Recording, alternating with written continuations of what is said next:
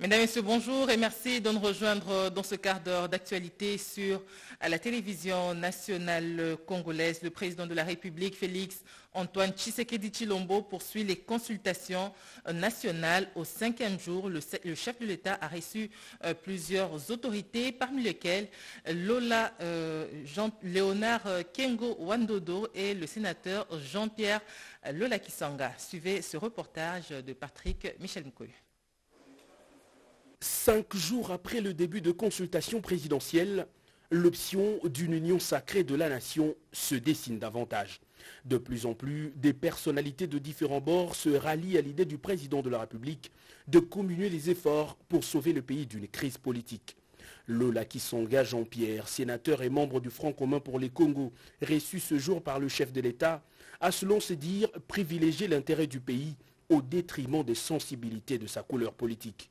Je l'ai affirmé dans mon acte d'engagement, de demeurer dans cette vision du chef de l'État, de construire une union sacrée qui élargit la base des réflexions et la base des énergies à développer pour mettre en place de nouvelles politiques publiques qui vont gouverner demain cette nation. Et notre population attend beaucoup de ces consultations nationales.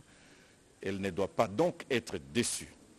Et j'ai senti du chef de l'État de l'échange que nous venons d'avoir une détermination à pouvoir conduire ces processus jusqu'à atteindre ces objectifs. Dans les couloirs du Palais de la Nation, des figures emblématiques sont aperçues à chaque minute.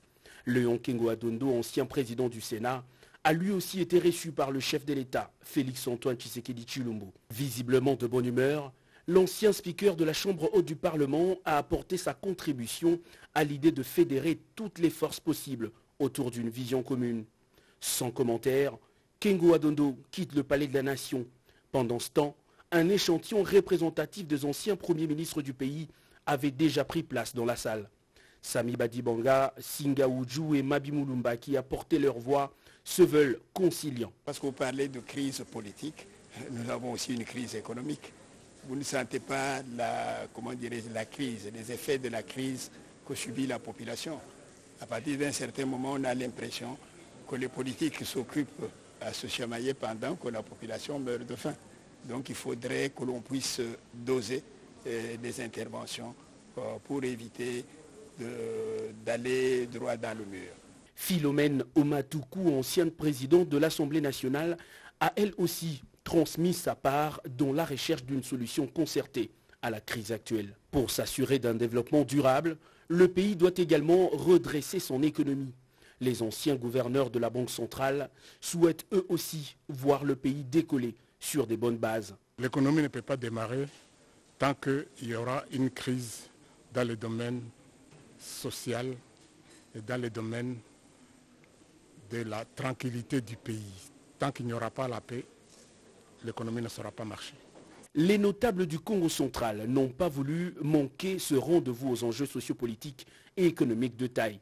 Leur contribution, ils la résument en une pensée. Le chef de l'État, président de la République, nous a expliqué le pourquoi et le comment. C'est ce que nous tous, nous le savons, parce que quand à un moment ou à un autre, vous vous rendez compte qu'il faut reculer pour mieux sauter, il faut le faire. Il ne faudrait pas attendre pour commencer à dire « si je savais ». Parce qu'avec les 6, Rome ne sera pas ce qui est ici.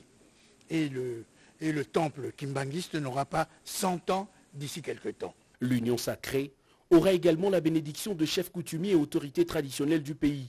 Ce chef de terre, venu en grand nombre, ont rassuré le chef de l'État du soutien des ancêtres dans toutes ses décisions, allant dans le sens du bien-être de la population.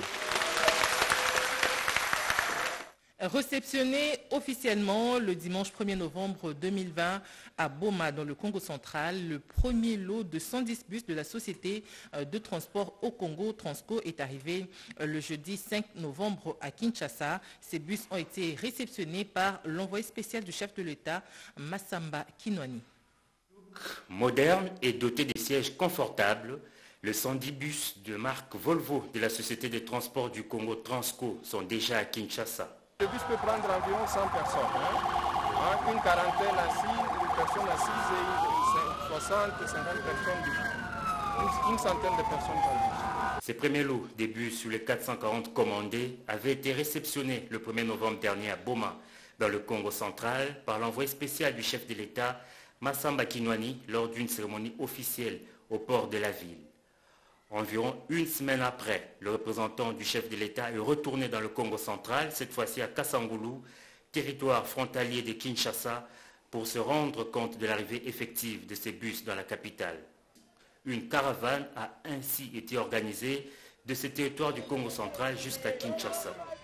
De la nationale numéro 1 en passant par l'avenue Ngoma, Kintambo Magasin jusqu'au boulevard du 30 juin, c'était de grandes scènes de joie de la population, mais aussi et surtout des travailleurs de Transco, heureux pour la plupart de reprendre du service.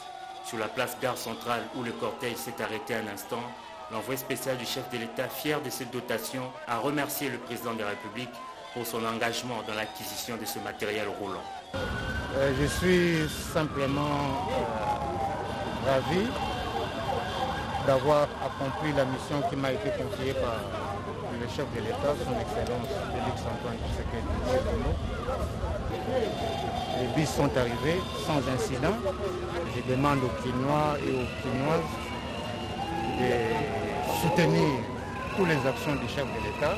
En attendant la remise officielle de clés de ces bus à Transco, la société promet d'en faire bon usage. Nous devons utiliser ces bus, nous exploitants, comme les passagers, en bon père de famille. Il faut qu'on préserve ce patrimoine que le gouvernement met à notre disposition.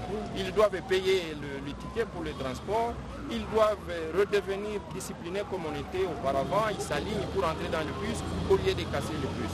Mis en service, ces bus pourront alléger les difficultés des déplacements des Kinois, obligés de payer pour une course le double ou le triple du prix.